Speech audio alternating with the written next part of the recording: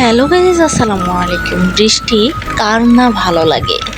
আমার তো খুবই ভালো লাগে। মন চাচ্ছিল ছুটে চলে যায় ছাদে, কিন্তু না, ছেলে মেয়ে রেখে তো যাওয়া যাবে না। কিন্তু ছাদে আন্টি আর আন্টির মেয়ে যখন ভিজতেছিল, দেখে মনে হচ্ছিল যে আমিও ভিজে, কিন্তু পিছনে দাঁড়িয়েছিল দিয়া ও দিশান।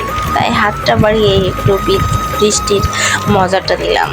তাই কি আর হয় না? আন্টি আর তার মেয়ে কত সুন্দরভাবে বৃষ্টিতে ভিজতেছে, বেশ অনেক ভালো লাগতেছে। ওদের এনজয় দেখে আমার নিজের এনজয় করতে মন বলছিল। ছাদটার পরিবেশটা অন্যরকম হয়ে গেছে, বেশ ভালো লাগছিল। সত্যি অসাধারণ আল্লাহর রহমতের বৃষ্টি।